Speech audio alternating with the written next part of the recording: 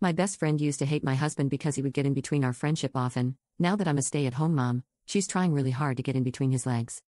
My husband, let's call him James, 26M, and I, 26F, have been together since our early teens, and we got married last year and have a 6-month-old daughter together.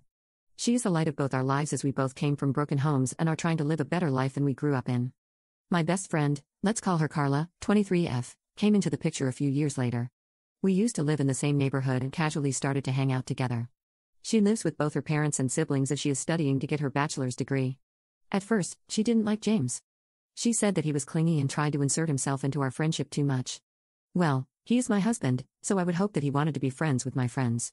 Anyway, she was civil to him despite how he acted because he was my romantic partner. For context, James is on the spectrum, has BP type 2 and PTSD, and it causes him to be a little socially awkward and miss certain social cues and taboos. I love him regardless of it all. Over the last few years, we have been hanging out a lot more. She comes over for a few drinks, we go to movies, and even visit local attractions together. We all three have a good time, and my husband does try to make nights for just the two of us often too. However, last year James and I found out we were expecting a child together in January. At the time, I was working at a fast food place and started to feel nauseous. I threw up and immediately went to the doctor.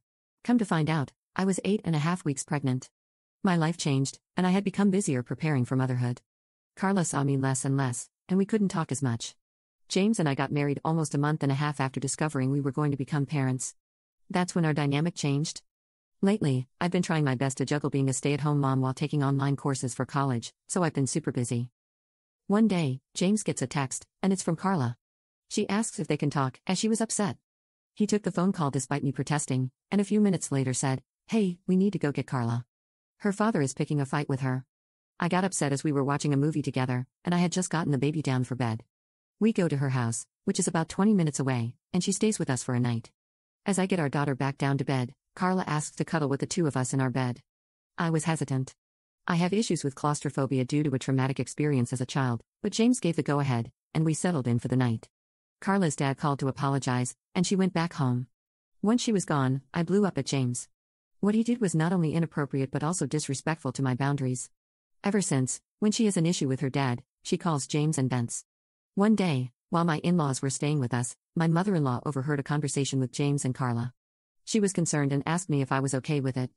I said, "No, not really," but every time I bring it up, he gets defensive, saying that she needs help, that she is going through a hard time, blah blah blah. It is important to note that my mother-in-law was cheated on in the past by her ex, my husband's father. We are also extremely close, and she sees me as a daughter. She hates cheaters with a passion, and my husband was using the same excuses his father did. She asked to speak to him privately and walked to our living room. They got into a heated argument, and James apologized to me. He said he didn't know that it was hurting me and causing issues in our marriage. I asked him, how would he feel if I had asked him if another man could sleep in the bed with us? He kind of deflated and tried to say, "It's different, blah blah blah." His stepfather spoke up and said, "It is the same, you're uncomfortable with it and so is she, so quit with the excuses." James respects his stepfather quite a lot since he raised him since he was 8, and his own father was in and out of the picture. Once the dust settled, my husband truly apologized to me for his actions and said that he would do better. I kissed him, and that was that. However, I wouldn't be right here if that was the end of the issues. Lately, Carla has been calling him 3 to 8 times a day. She says it's because she is bored and has no one else to talk to. I snapped, and I called him out over the nonchalance about the situation, how when she calls, he answers, how it is making me feel like a third wheel in my marriage, etc. He just says, "She's just lonely. You're letting it get to you." That night, I slept in the living room. I'm starting to suspect that she is trying to monopolize his time. She calls him for over an hour each time she calls, they talk, she complains about her life, etc., almost like she is his girlfriend or something. I'm starting to find this relationship troubling, and it's getting to the point that it is affecting my marriage. Where do I go from here? Update 1. So, some things have happened, and everything about this situation sucks. I don't know if I will be okay for some time, but the baby and I are currently staying with my friend. To start, James and I are getting a divorce, and Carla is no longer a friend to me or our mutuals. The betrayal is too deep for her to be friends with our group. As most of you assumed, James and Carla are indeed having an affair. It started about 3 months ago and just turned physical last month. They were planning on just up and leaving after James served me divorce papers. They used the ruse that he was helping her through emotional issues to hide the fact. I was crushed. She wanted to clear the air before it got worse, and that was when she let wind that James was going to try to get me to terminate my rights to my child in order for Carla to adopt her. Their reasoning is because of my borderline diagnosis a few years ago that supposedly makes me unfit to be a mother, and he was sure that the courts would agree. She then handed me 2 separate stacks of paperwork and left. I am contacting a lawyer as I am writing this. I am seriously hurt. You guys were right. Carla was a snake and only told me this so she wouldn't feel guilty. However, I am not letting my soon-to-be ex-husband bully me into termination of my rights. I called him afterward and got very heated about what was going on. James just sat there in silence. I was crying afterward, and I pleaded with him to tell me what I did wrong. He said I wasn't putting out like a good wife should, and I wasn't able to give him a big family, so it's all my fault. For context, I had a near-fatal complication with the delivery of our daughter, where I bled throughout the entire labor. I had to have 2 blood transfusions and haven't fully recovered from it. I was not cleared for any strenuous activity for 3 months, including bedroom intimacy. James was getting unsatisfied with all my doctor's appointments and not getting the bedroom fun that he wanted. Meanwhile, I was hurting and ended up needing another procedure to remove some placenta that didn't naturally come out. I even had to have my tubes tied because if I have another child, I won't make it. James wanted at least 2 more kids, so this put an end to his plans. I thought I knew him, but he's a complete monster. We were together since we were 15, and this is how he repays me. I am absolutely heartbroken. I'm going to step back and take some time to adjust. There is no chance for a healthy co-parenting situation.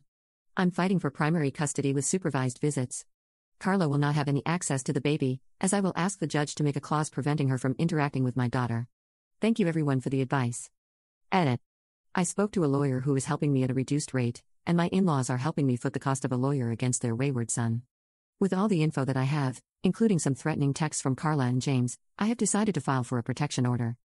They were even stupid enough to send me a text that pretty much confirmed the blackmail. I intend to use this to my advantage in the upcoming divorce proceedings as evidence of emotional abuse. James has continued to maintain that I need to terminate my rights to our daughter and that she'll have a better life with Carla, but I shut that crap down. I go to court Friday for our divorce proceedings. We have a mediator that my lawyer is speaking to directly for me so I don't have to deal with James's bully tactics. Update 2. Hello guys, it's been a while, and I have some news. Firstly, I got full custody of my daughter with supervised visitation from my ex. His own words came back to haunt him. I had proof of all his threats and the blackmail of him trying to get me to sign away my rights, and the judge wasn't happy. He tore into James and Carla about their behavior and how they tried to blackmail me, and he expressed how lucky they were that I didn't press charges for extortion. Because of their bad behavior, he told them that he couldn't in good conscience grant shared custody due to the evidence of their behavior towards me. He was also concerned that they would try to run off with her. Next, because of all the behavior and aggression towards me that was unwarranted, my protection order was granted. My mother-in-law, who stayed beside me in court, volunteered to facilitate the supervised visits until my divorce becomes final. If Carla and James try to contact me again, unless it is strictly about our daughter, then both will go to jail. James has to pay me child support, and of course, he tried to protest it, but it wasn't happening. Lastly, after court, James said something that kind of broke my heart about our daughter. If he can't have primary custody, then he is going to petition to terminate his rights. He doesn't want to be tied to me anymore and is willing to let my daughter suffer for it. So my daughter pretty much just lost her father because he would rather break away from me and pretend that I don't exist. I have some additional information from Carla that she said to me afterwards. Apparently, she is infertile due to an illness she suffered from as a teenager. She wanted a baby so badly and to get me out of the picture so that they could play happy family with my daughter. I was stunned. She then asked me if I was happy for tearing their family apart. I had to look at her for a second. She's the homewrecker, not me. I wanted to slap her so badly. Because of her, my daughter is probably going to lose her father. That's all that I have for you. My next update will probably be when the divorce finally happens.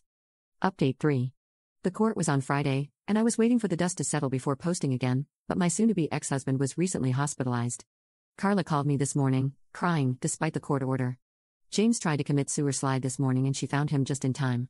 He's in the hospital now, and the doctors don't know how long he will be there, but I will keep my hopes up for a speedy recovery. Despite the literal hell he has put me through, he is still the father of my daughter. I'm not pressing charges this time against Carla because it was a dire emergency. James is stable, and they are transferring him to another facility for the foreseeable future. I feel almost sorry for her. I don't know when I'll be back. I have a lot to deal with and emergency care to plan for.